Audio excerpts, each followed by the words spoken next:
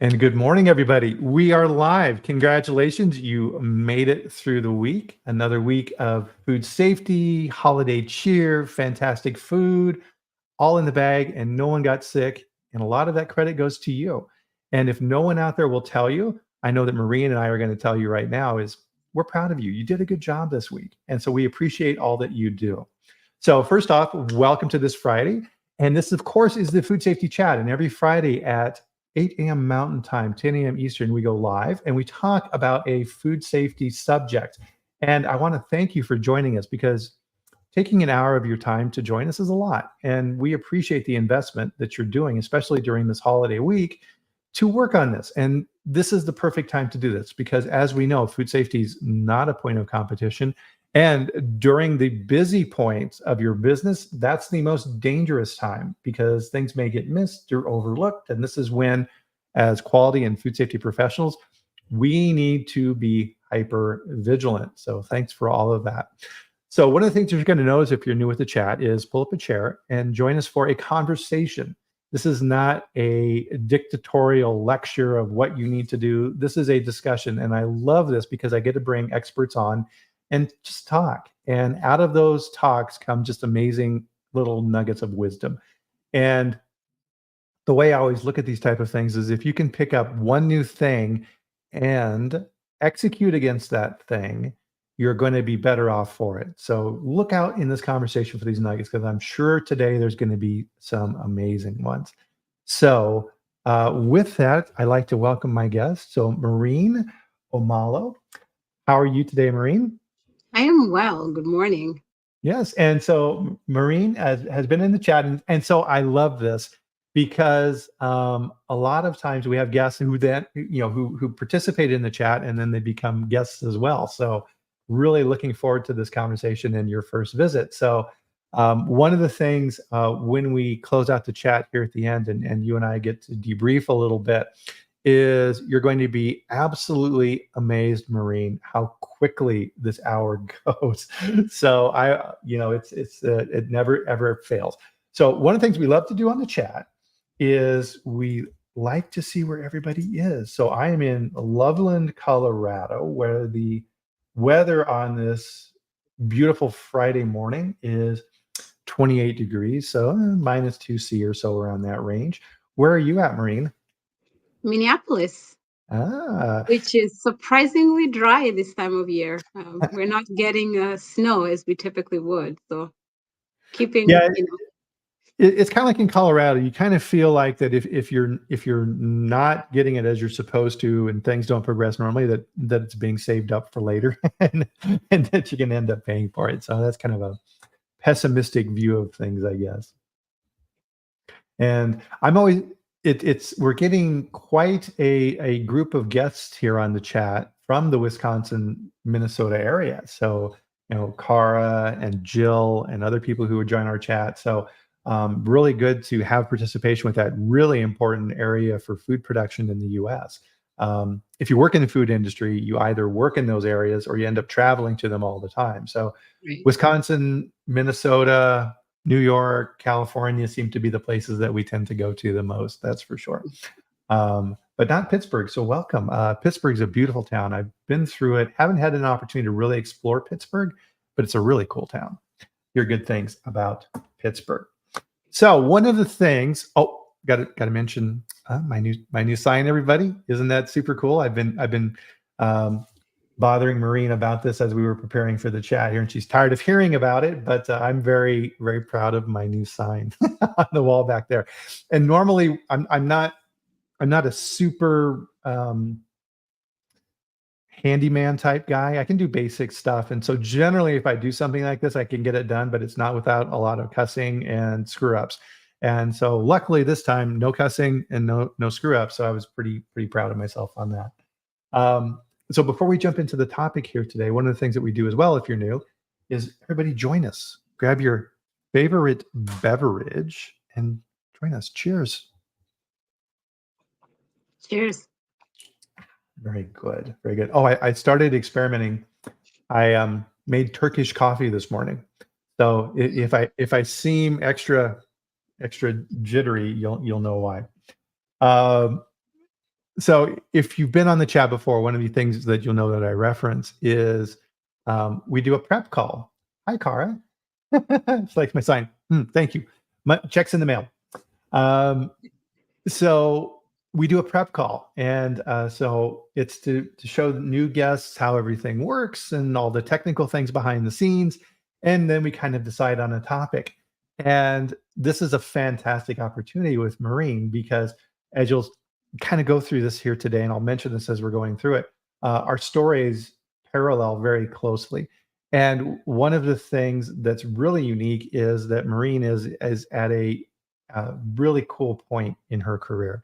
And she's kind of starting her food safety journey, working in the industry. She's got all of the academic credentials under her belt, and she's going out there. And a lot of times on the chat, we talk with experienced, seasoned professionals like me who've been around and been here for a while. And we forget all of the things that are required when you're new and all of the excitement with that and trying to figure out all these type of things. And it kind of goes back, we were talking about like, like you can see kind of sitting back here is my book.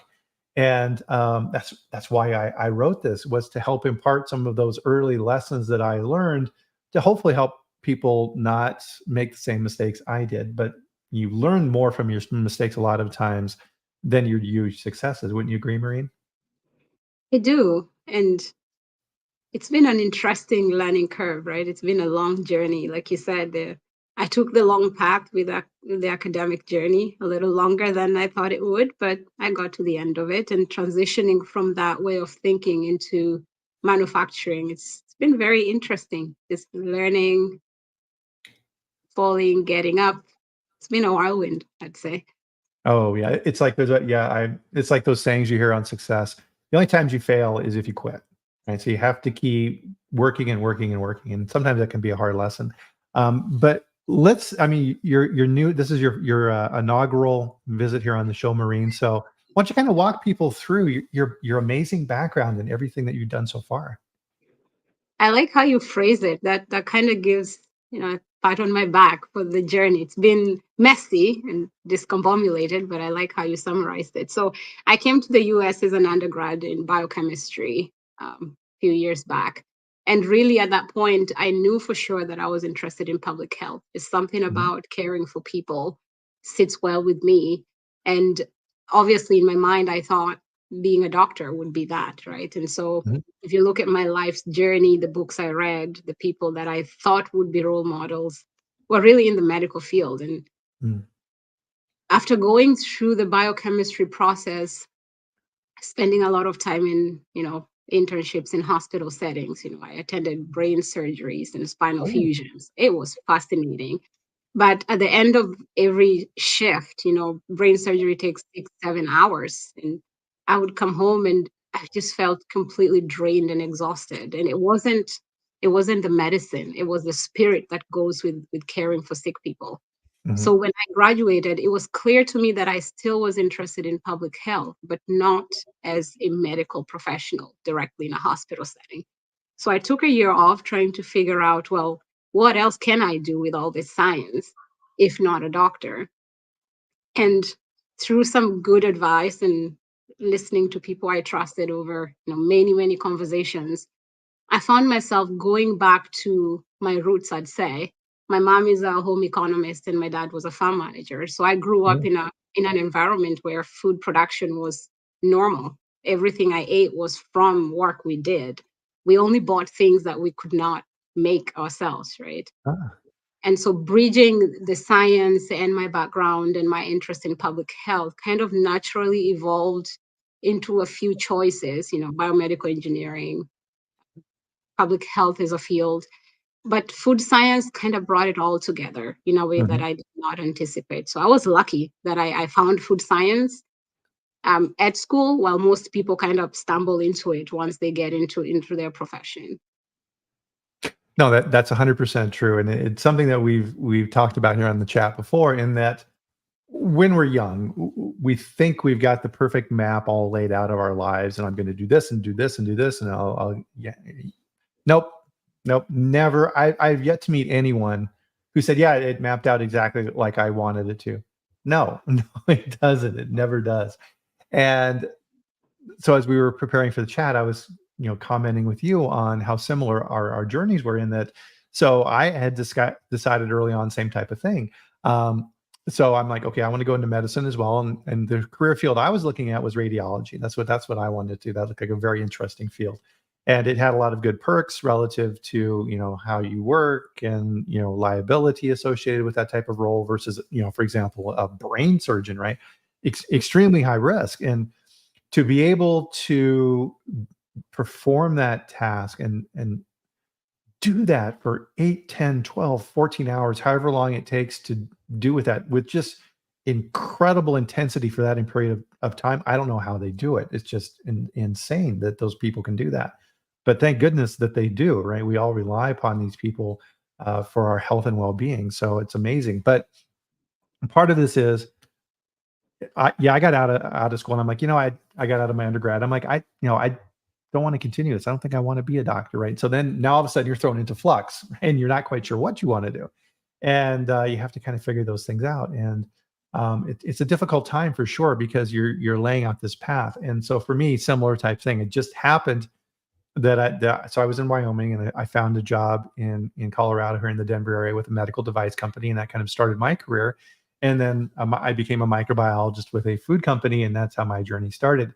If you want to learn more about that and what I figured out along the way, that's exactly what my book was written for, was to kind of impart those lessons. So you can pick up that dude on Amazon if you haven't already. Um, so with that, then you kind of start this path. But I think there's a common thread here associated with this, and I'd be curious to see if people in the chat agree with this as well. Is we have built into us an overwhelming need or moral requirement to protect other people and to help, right? So some people go into law enforcement and become police officers or firemen or doctors, to your point, and it's the same with what we do in quality assurance and food safety, right? We're protecting the public, we're protecting children, we're making sure that everything goes okay. And it's that moral drive. It's something that in the food manufacturing world, and I've mentioned this before, we're kind of the conscience of the organization. We're the group that's evaluating things and saying, internally and then externally with our bosses or whoever we need to talk with, is this the right thing to do? And that stays with us through our entire careers. And there's nothing worse than being in a position where things aren't correct and you can't do anything about it, right? That's hell. That's a really hard thing if you have this moral internal compass associated with that.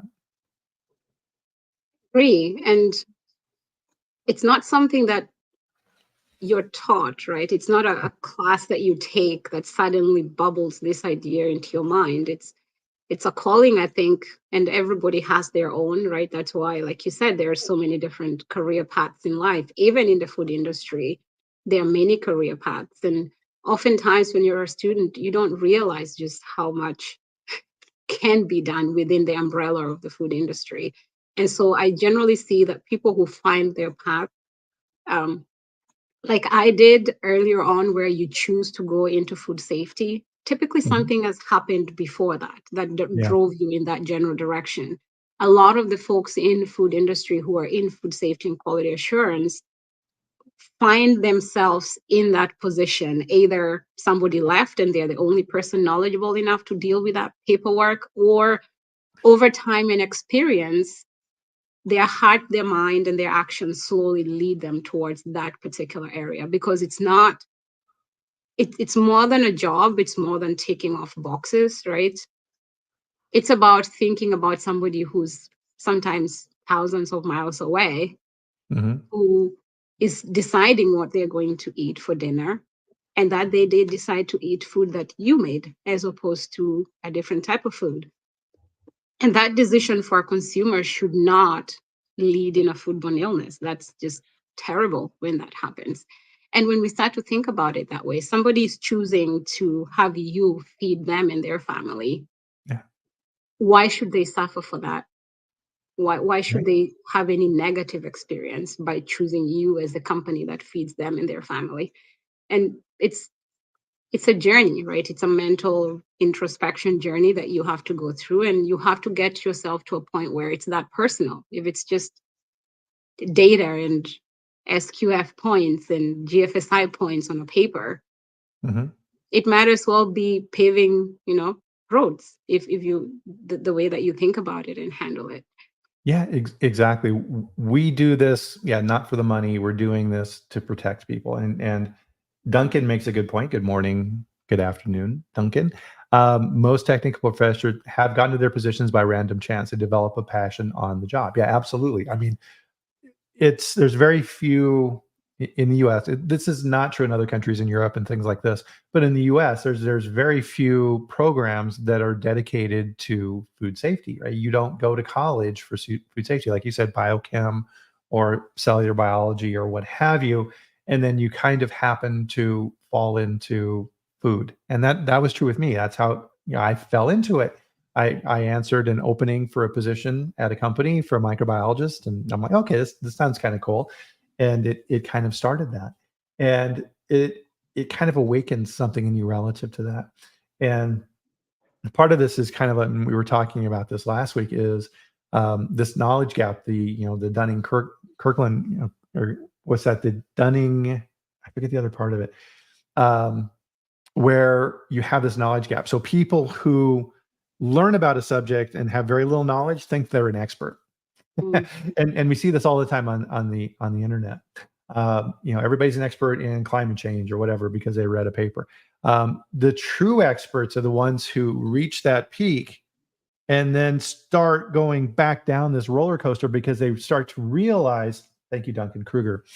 Um, they start to realize just how much they don't know. It's just like they didn't know what they didn't know. Now they don't know. They know that they don't know. And you're just like, oh my goodness. And this is what happens in food safety, because you think you have a little bit of knowledge, and then you start realizing just how out of your depth you are. And that's that scary place of what we do. And I think a lot of times people then freak out and get worried about that, and quit or move on to another career, or they go into operations or things like that, and they don't fight through that, because there is another side to that. And then it starts kind of creeping back up, and then you become an expert. And like we talked about, it's easy to say you're an expert. Nobody's really an expert, right? You mm. have specific knowledge in things, and you've had bad experiences, and you learn from your mistakes, and that's what kind of adds up to expertise. It's just that you've been there before. It's not that you have some special knowledge. And as we were talking about, like your PhD and things like this, right? You develop this, hyper knowledge in a particular subspecies of information, and that's kind of your turf, right? And that's great if you're talking with other people in those areas, but outside of that, it's kind of difficult. It is, and I eventually came to the conclusion, and this is my personal opinion, really doesn't apply, and nobody has to take it. My personal opinion is the value of an expert is their ability to help others understand. And so if I know so much about anything, even just how to fix a table, and I cannot help somebody else understand it well enough to do it themselves, give them agency and that independence to think and exercise their own ability to reason, there is no value to that for human existence, right? And so Yeah. in many ways, science, yes, as the PhDs in the field, we are technically considered the gatekeepers of that foundational knowledge. It's our business to dig and understand the genes in E. coli, what they do, how they interact, travel the world and use amazing, genomic technologies and all of these other emerging things. But what is the relevance to that when a 5-year-old is dying from E. coli infection, Mm. right? What value does that my microbiology have to a child who just all they wanted was to have dinner, and they picked up a piece of lettuce from their mother's plate, and now they're having kidney failure. Yeah. So knowledge is valuable because it shows us possibilities. It allows us to exercise our neurons and create new things. But I always struggle with the one step back. Okay, great, we now know we have one more gene in E. coli. Then I ask my question, okay, relevance. And so stepping back and looking at the end user and thinking about the information that I now have in relation to that 5-year-old who still cannot make choices and doesn't have agency for deciding whether they're having mac and cheese or chicken or beef.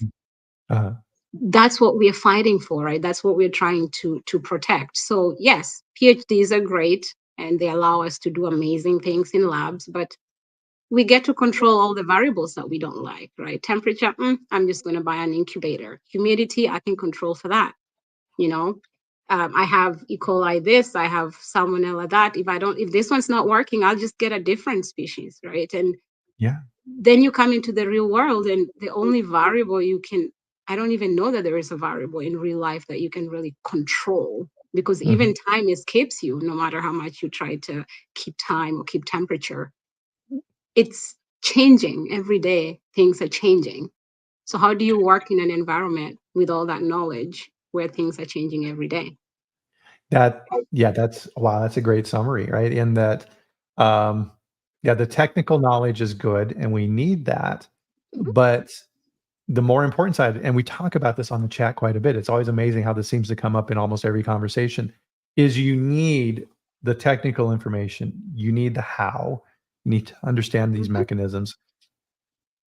But if you can't explain that to other people in a simple way and the why associated with that and doing that at an 8th grade level so that everyone understands it, well, that means you don't understand it either, right? You need to be able to impart that knowledge on other people and have them go, the workers in the plant go, "Oh, oh," right? And mhm. understand that. And that is super important. And you brought up in the prep a term I hadn't heard before, scaffolding. So what's scaffolding? I'm glad you brought that up. At some point during my training, about 3 years into my PhD, I realized, just through keeping up with the industry and listening to the chat, and I have amazing mentors for whom I'll always be grateful. Understanding that finally we've reached a point where industry wide we appreciate that processes are great, machines are amazing, hygienic design is wonderful, but the one point of failure that we still have not been able to efficiently address is human behavior. Mhm. And then we pivoted very quickly, and it basically created a whole new concept of food safety culture, which had been there in existence, but we hadn't given it a name and we hadn't defined it and scoped it out.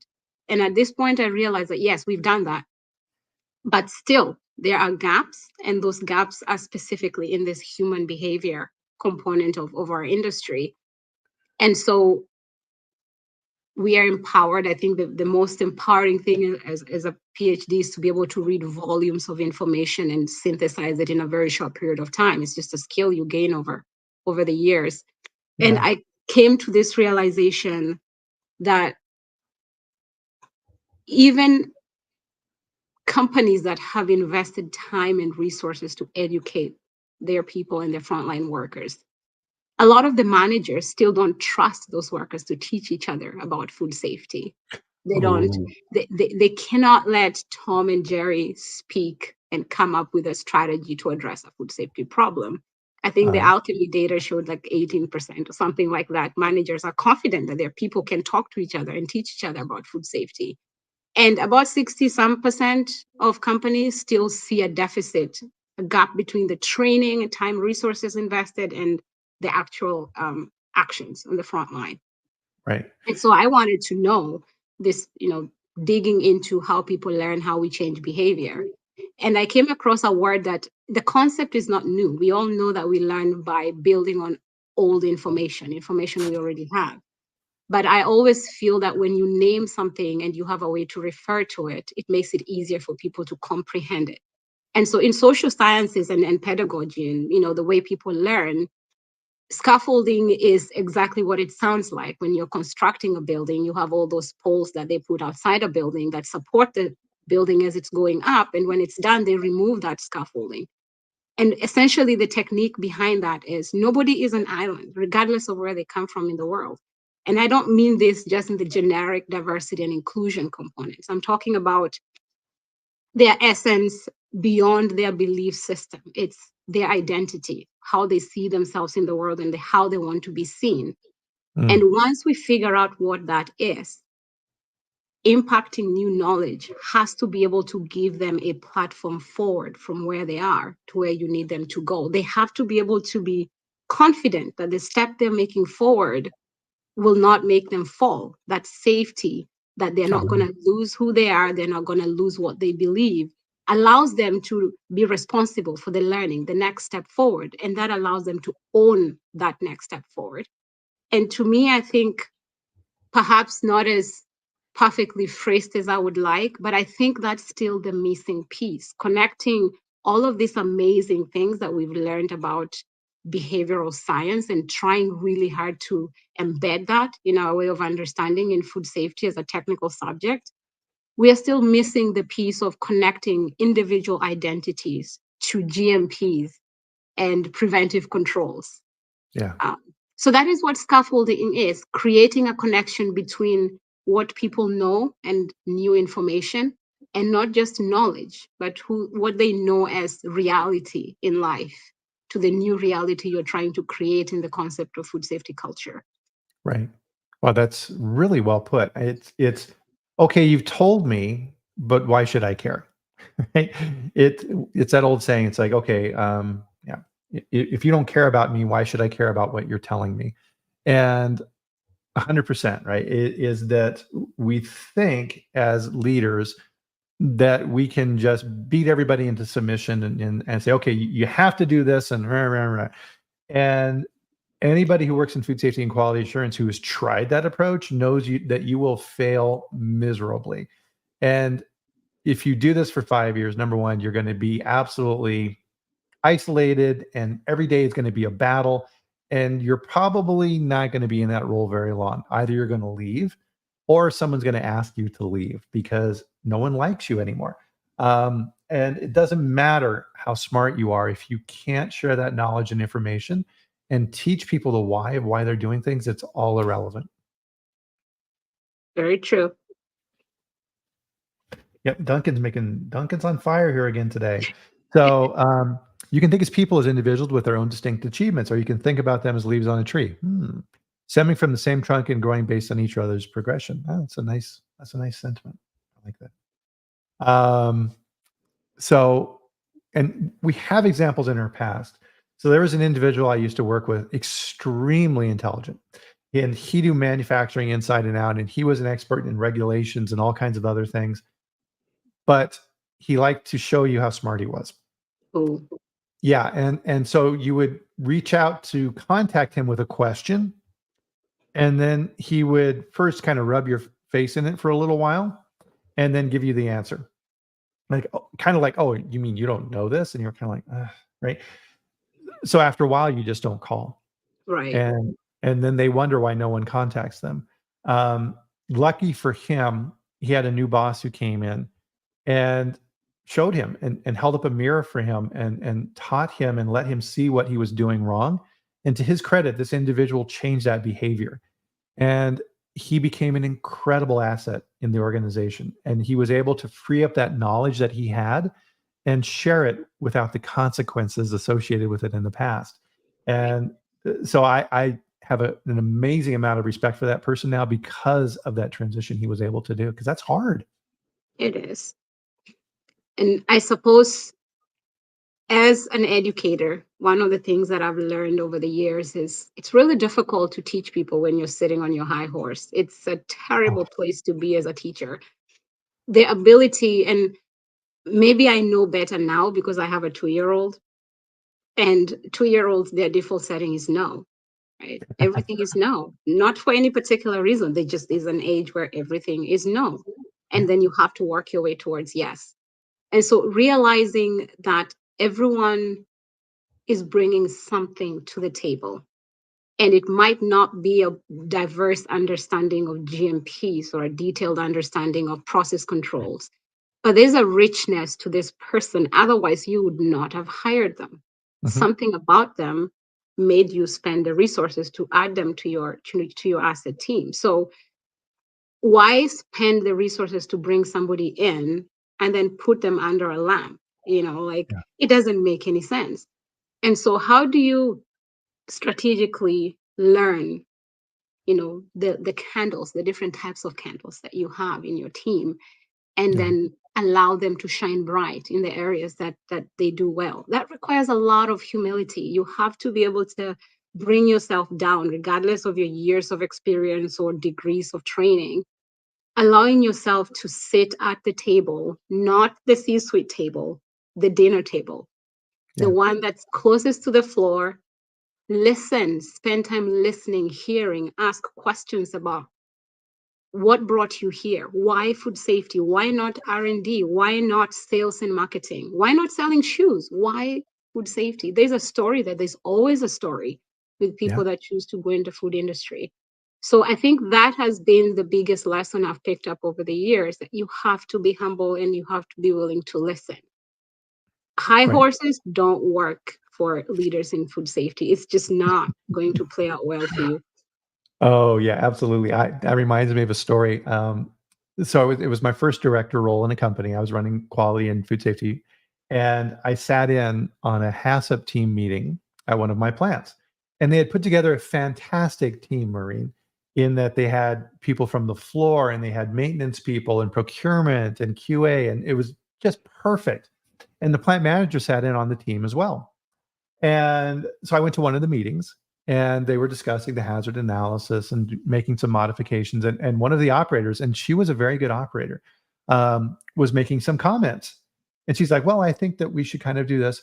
And the plant manager did this. He went back in his chair, uh, rolled his eyes, and looked at her like, really?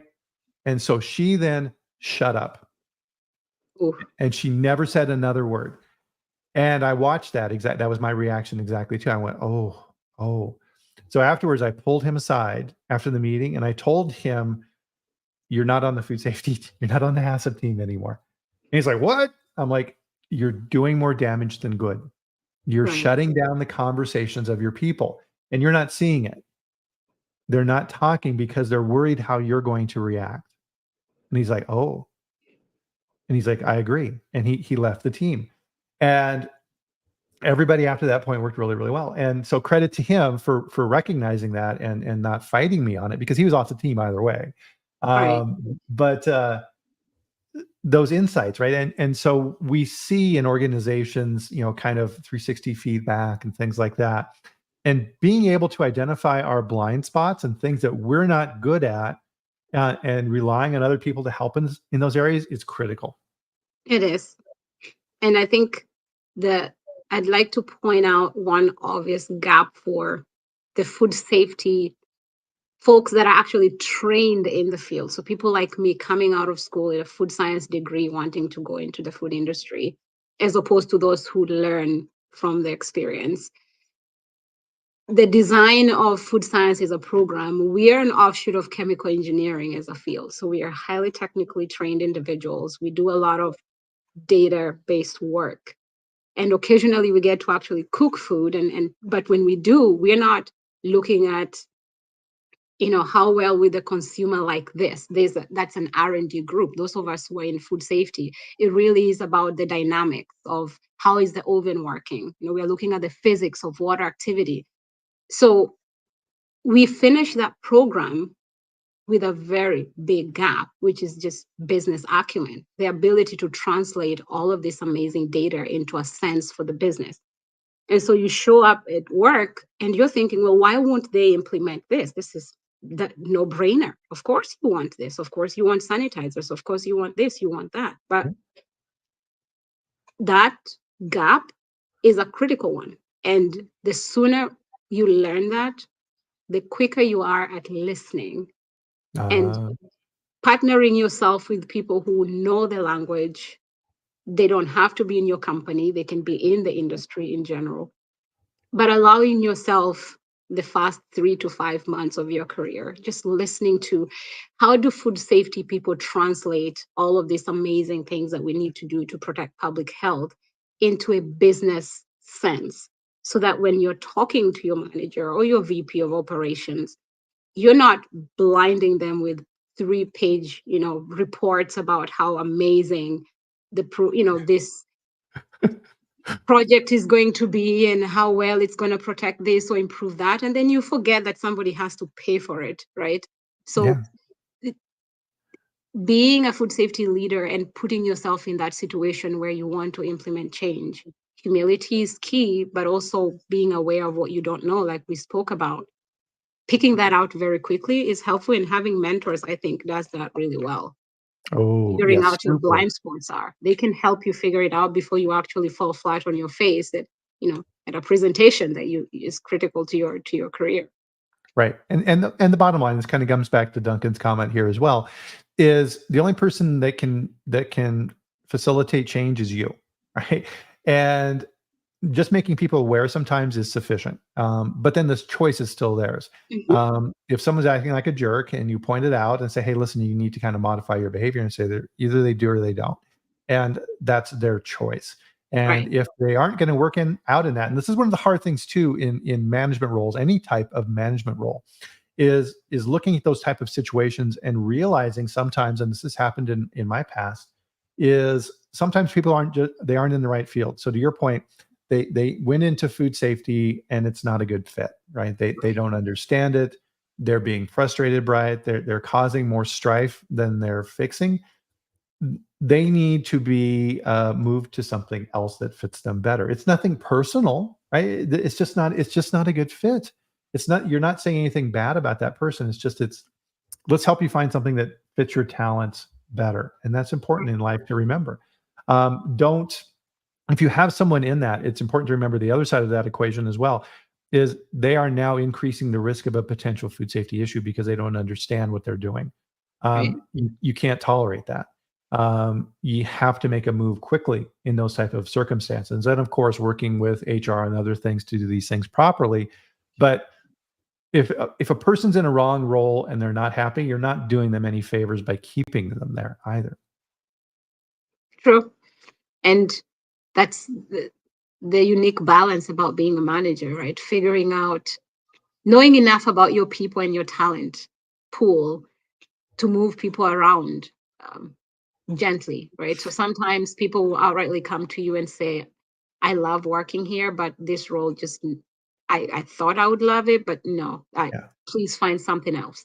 Sometimes you'll see it, but only if you're looking, only if you're listening, because it's very easy to negate somebody as a poor performer and put them in a box and perhaps even force them into a PIP, thinking that if you put them in a PIP and force them to do more or guide them to do more, that they'll do better. Right. Um, so it's a very tricky balance, right? You don't want Mhm. to throw people off, but it's your job to help them understand what food safety practice is and is not, and that there Right. are other ways to still, be a part of the team without necessarily being the person that's in charge of product release, right? If it's Right. something that they don't want to do. Yeah, and granted, right? So Maureen, there's always things in our jobs that are like, "Ugh, I don't wanna do this," right? Okay, fine. Get through it, you know, and that's fine. It's just part of what it is. But to your point, and this brings up on this people conversation here, an important thing of this as well, is we tend to hire people, if you're not careful, who are like you. Mm, So if you're analytical and love systems and things like this, and you're interviewing someone and they love systems, and you're like, oh, ooh, I love this person, right? He's true. just like me. And then you hire that person and you end up with a team of people just like you who are all analytical, detail oriented people. Guess what? Nothing's going to get done, right? Yep. We're all going to be sitting around analyzing everything to death and nothing gets done. Well, guess what? You need a combination of different skill sets. You need people who are more people oriented. Maybe that person on your team is perfect for training and leading your Right. training activities. Um, sure, have the analytical person on your team prepare the reports and look at the KPIs and things like this. And to your point, which I think is incredibly astute of you, and what you're doing in this area is listening, right? And figuring this out. Because we often forget in what we do, because we're analytical, we're focused on the systems and building out and understanding the systems and getting credentials and getting lots of letters after our names and all these type of things. And we forget the people side of things. And you have to understand your team and you have to understand what motivates them. And if you have a lab manager and her mother is sick and in the hospital and she's worried about her mother. You need to understand and know that and provide support. And that's how you build loyalty within your team, right? Because your team then starts to understand that, okay, Bryan doesn't view me as just another worker that can be easily replaced and whatever, I can be kicked out at any time.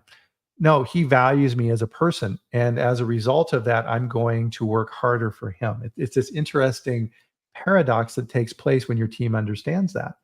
And something else that I try and do very much, and this is something I wish I'd done more earlier in my career, is we have a tendency, right, to hold things, right? Oh, this is super important. So I'm the only person who can do this.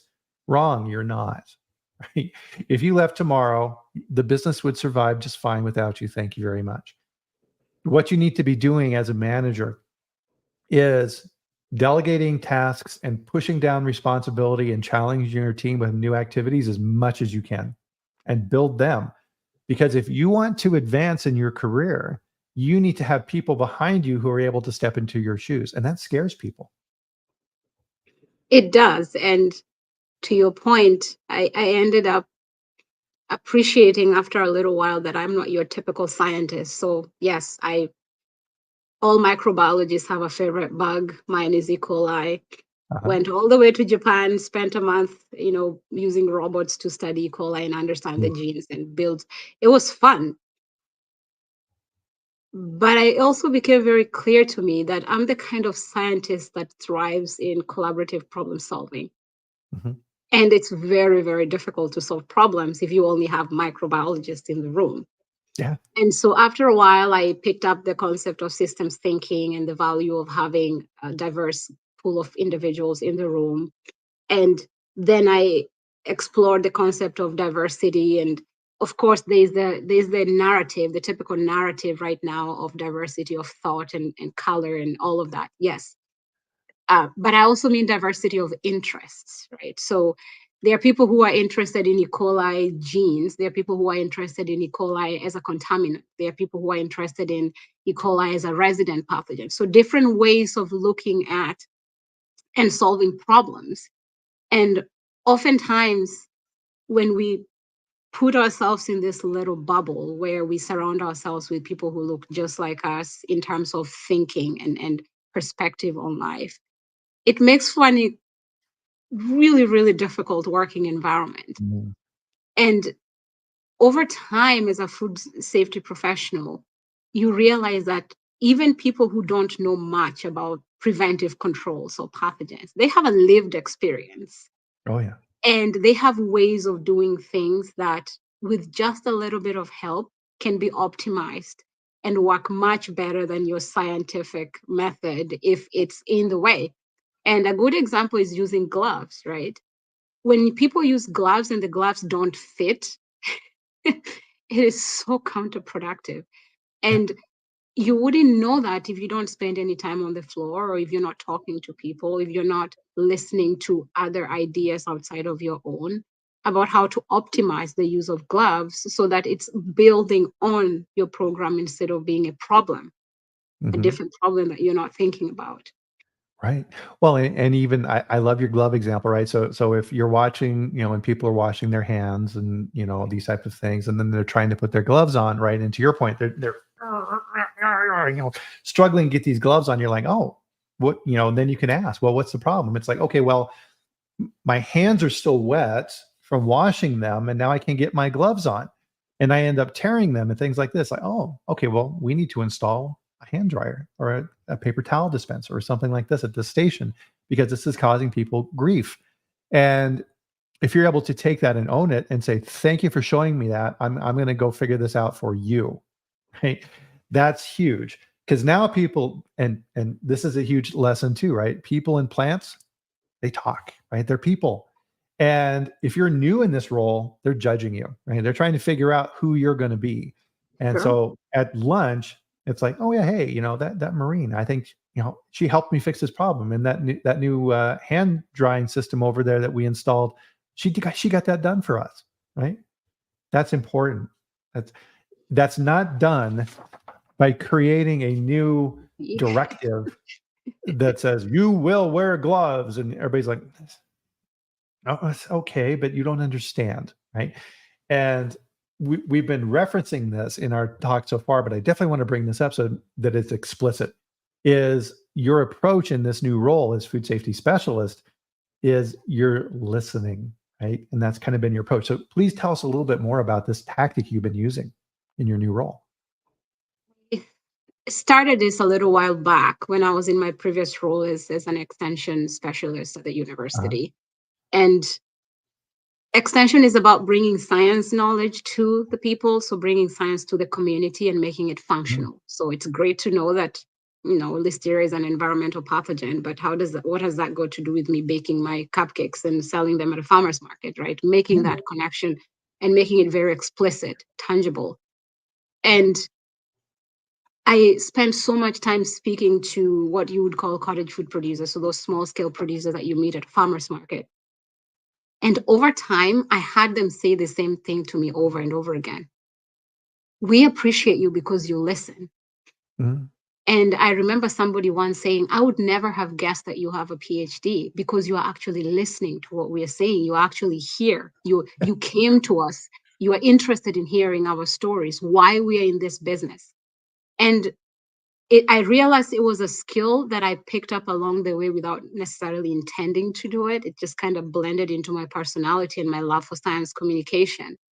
And I thought, well, perhaps there's something there to explore. And so once I got into the concept of food safety culture as an area of study, those two things kind of blended very well together, realizing that knowledge without context is extremely frustrating. And when you go into a new place and you're telling people what to do and you don't have context, the walls go up and you lose people. And I think COVID was a very good example of how scientists do that, where you're just giving people data and data and data, and you're losing people. And once you lose them, it's extremely difficult to get them to listen back. And right, TikTok kind of fills the gap, right? If you're not communicating, social media kind of fills those gaps. So in my role, I try to first understand, how are things functioning, right? What are you doing? And I'd walk up to somebody and say, what are you doing? Explain to me what you're doing. And not in a class prefect kind of way. It's more like, I'm new and I don't know what you're doing. Could you please help me understand? And it's right, amazing how people's faces just brighten up. It's almost like this is the first time somebody cared to ask me what I'm doing or why I'm doing it this way. And the right, cottage food producers really reflected that the scientists went out and are listening to what they're doing, how they're doing it. And so, yes, it's really important to understand the underlying reasons behind why people do things the way they do, even though scientifically it might not make sense. Once you mhm, understand them, you can then guide them because now you have their ear and you're telling stories. You can then easily bring in the science part and say, well, in my experience as a scientist, I think this what you're doing is pretty awesome, but have you considered trying a chlorine-based sanitizer instead of this? All of yeah, a sudden they're listening, they're interested. What is a chlorine-based sanitizer? They start to right. ask you questions. And this dialogue to me is critical, not just to food safety, but to our existence as a species. Right. Well, and part of this is human nature, and people want to do a good job and have pride in what they do. It's natural, and part of the challenge in that is what I refer to as a hidden factory, and this is something that you can. This is the only way you can find this out. Is if you have a process. Let's say that you're batching something, and there's step one, two, three, four, five, and these things need to happen in a particular order. And R&D has created this in this particular order for a specific reason. So let's say protein hydration, or Right. it needs to go into solution correctly, and you can't readjust the pH until something else happens, et cetera, et cetera. Workers on the floor don't know any of that, right? They just see step one through five. And Mhm. it could be that a worker on the floor figures out, hey, if I do step three first instead of two, this actually goes in solution quicker and I don't end up with a bunch of crud on the top and it works better. And they start doing that. The only way you're going to find that out, because now all of a sudden the product's acting weird and you can't Right. figure out why. The only way you're going to find that out is if you're actually out on the floor working with them and you understand that. And then to your point, Morrine, is then you explain to them, oh, I see why you did that. Right. And you're not chastising them. It's like, yeah, that is more efficient that way. That's a good finding. But here's what also happens when that, and you explain to them, it's never rah, rah, rah, rah, I'm going to write you up because you're not doing things in the correct order. That's a recipe for chaos, because a lot of times what will happen on the floor is if you take that approach and say, no, you're doing this wrong, 1 through 5, don't change this, and you walk away, that worker kind of looks around, and then whoever he's working with goes, don't listen to Bryan. He doesn't know what he's talking about. Keep doing it the way we do it so we can go on break. And you keep having those problems. That communication is extremely important, and understanding them as people first. It is. And again, to your point, communication is a very delicate thing, right? And especially if you're in a manager role, you need to manage up and you need to manage down. Yeah. And figuring out what you say to who in what context really is critical. And an example I think about is having somebody take temperature, for example, of a product. On the front line, they have a thermometer, and their job is to go point, record. That's what their role is, point, record, before you do the next step. But you and I understand that thermometers are not just point, record, right? They need to be accurate within a certain range. And to do that, they need to be tested against a reference thermometer, which then needs to meet ISO standards. So there is a system behind that. And so when you're communicating with somebody, how well do you tone down the message so that it's relevant and practical and it makes sense without making somebody feel really dumb? And that is a very unique balance, because sometimes the way that we develop training, we think that making it simple means almost to a point of insulting the person that's learning. You make it so simple to a point where when they start learning, they're like, well, what am I, 5?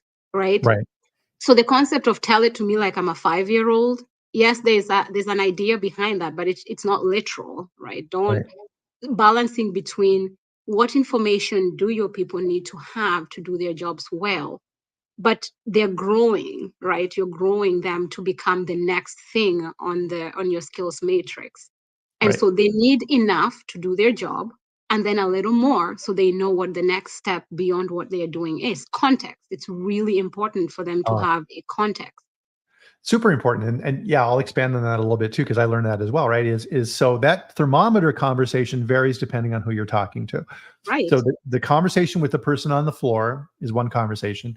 The conversation with the calibration department, a completely different conversation, right? Yeah. It's like, okay, we need ANSI certified traceable thermometers. We need a calibratable accuracy within plus or minus 0.5 degrees C with a repeatability of whatever. That's the technical conversation that never takes place on the floor. Your thermometer reminded me of a good story on that. So I was working for a company. We were making bread products, and we were having very inconsistent proofing results, and we were getting weird loaves and things like this. So I was out in the plant, and I was helping to investigate this. And so I was watching the batching station. So we had a bunch of Hobart mixers that were making the batches, and that temperature at that point in the process, Morrine, was super important. And we're like doing what you're talking about. Okay, do we have good thermometers? Yeah. Okay, everything calibrated? Yep, everything's calibrated. Perfect. Then I just spent an entire day on the floor watching and looking at the operators. And I noticed on one of the forms for one of the operators, so the dough coming out of the mixer needed to be 75 degrees. And I looked at the paperwork, and every reading was 75. That's very interesting. So I started talking with the individual, and he'd been there a long time, knew what he was doing and everything else. And I'm like, okay, so what do you do next? So what do you do next? And I'm watching, and he's telling me, explaining everything, and he knew what he was doing. And it got to that part where you temp the dough, and he had a little probe thermometer, and he grabbed it and he stuck it in the dough, and he's watching the temperature go up, and I'm watching him watch the temperature go up, and it's going up pretty fast, and it's going 65, 70, 70, 75. And he gets to 75 and he pulls it out of the dough. And I'm like, oh, why'd you do that? And he's like, well, it got to 75. He's like, I was trained that once the dough gets to 75, it's good. And so that was his interpretation of that. I'm like, tell you what, let's put that thermometer back in that dough. Let's just watch it a little while longer and see how high it goes. And it kept going up. And it was a good 10, 15 degrees above target, which was a huge problem, right? So now you're going to be getting overgrowth of the yeast, all these type of things. And I'm like, wow, holy moly. And I was super excited when I found that out, right? You would never find that out unless you spent time on the floor and worked with the workers. Was he in trouble? No, of course not. He didn't understand, and we did a bad job of training him. And the supervisor didn't understand it either because the supervisor should have caught that too. And in many ways, that's the joy of, at least I think of it as my approach to learning and training people in food safety. There's nothing better than that moment when somebody understands. And that's why I Yeah, said my joy in life as a food safety expert really is in helping people come to that moment of understanding. And yeah, it could be about the simplest thing, right? But when somebody finally gets it, uh-huh, they own it. And so next time you come and you watch this individual, if they do the same thing, you now have room to point out the error in yeah. not so friendly terms anymore because now they know better, right? Right. It's like, "Oh, come on, what are you doing?" You know, "Oh, yeah, you're right," right? And, yeah, it Yeah. just becomes more of that conversation. Um, so you may be surprised by this, but we're getting here toward the end of the conversation. And so we kinda get to the summary point, and Sebastian here had a good point. Nice to see you, Sebastian. The manufacturing context is a blend of people with different level of education and background. Approaches should be different depending on your audience. That is a very, very good summary. Thank you, sir. So I'll leave that to you to add on that for our summary.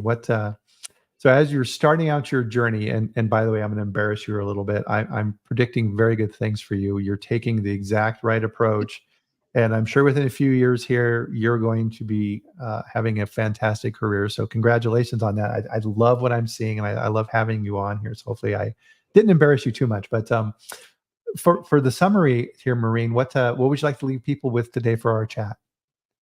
Thank you for your well wishes. I'm excited to see where the journey leads, and I have heard from several people now that just listening to my conversation and my approach to food safety and training, that there's something there that's nurtured. You know, the industry is nurturing that in me, and I'm well appreciative of that. There's the last thing I'd like to kind of bring to the forefront of everyone's mind, if they forget all of this conversation. There's a book that just came out through the Food Safety magazine. Right now it's an ebook, but I think their conversation is to make it a hard copy so you can actually buy it. It's called The Food Safety Leadership in the Business of Food Safety. Uh-huh. Um, it just came out with the last newsletter. And they pose a very good question. And the question is, as food safety leaders, me specifically, you specifically, make it personal. Why should Mhm. anybody follow you? Why should anybody follow me? Yeah. And so in 2024, I think that's the question that I'll be pondering on as I'm going about, the regular tasks of SQF this, GMPs that, KPIs and all of the things that we need to go through on a daily grind. Why should anybody listen to what I'm saying or follow me? Because when we think about food safety management, it's a very specific thing, right? You have to be a manager, you have to be trained in a specific skill set, you have to be PCQI, you have to be certified this, but anybody can be a food safety leader in their context. And that's really an important distinction. And allowing others to thrive and realize the value that they're bringing to their teams allows them to see themselves in that role as leader, so that everything they're doing, they realize somebody else is watching and could be copying what they're doing. And especially if they've been there a while, they're setting pace for the next person. Yeah. And I'm new in the field in the sense that in manufacturing as an area, but as a food safety professional, I've been doing this 10 some years, just understanding pathogens and the impact they have on public health. And that image I was telling you about, Bryan, when we were Mhm. preparing for this, of that little boy in East Africa sitting there with a voucher waiting. And really, for those who have no idea what I'm talking about, it's a context of a famine and the parents could not carry the child weight. So they left him behind. And there's this voucher just sitting there waiting. And we Mm. all know what's coming, right? Right. There is a lot of suffering in the world, and food plays a really, really critical part in our lives, beyond satiety, right? We don't all eat just because we want to fill our bellies. Food, especially in an African culture like mine, it's about music and ceremonies, and it's delightful to eat, right? We eat to live, but food Yeah, is about who we are as a people. absolutely. Why should anyone get sick from enjoying that experience? And Right. somehow over the years we choose to go in this direction, either knowingly or through just fate gets us into the position where we are responsible for the world's food supply. If you're in the business of food, if this is what you wake up and you go to do at work every day, why should anybody follow you? It's a really, really heavy burden that we carry every day, knowing that what we make, what we are responsible for, the teams we are responsible for, are feeding people's families, and helping all of us understand that beyond just diversity and inclusion of thought, but the essence of who we are. Yeah. You want your dentist to do a good job. You want your podiatrist to do a good job. You want the airport security to do a good job, right? You want everybody to play their role well so that your family is safe. We ought to give the world the same thing. And the only way to do that is to figure out what's missing in our system. Yeah. Perhaps it's just ability to listen and let people see themselves, merge their identity with all of these preventive controls we keep talking about. What has sanitation preventive controls got to do with me as a Kenyan mother? Mhm. We need to make those connections.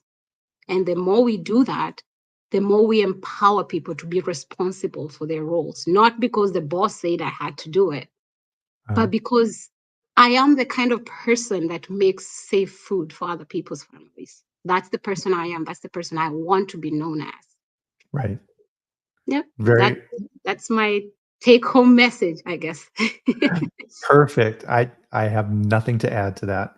Um, why should people follow you? Yeah, right. Anyone could be a leader, right? If you choose to. So with that, guys, we're out of time. Unfortunately, I'm sure we could keep talking here easily for another hour, but we're grateful for the hour that we had. So thank you for joining us. So join us next week for the next food safety chat at the same time, 8 a.m. Mountain Time, 10 a.m. Eastern Time, and we live stream on LinkedIn, YouTube, and Twitter.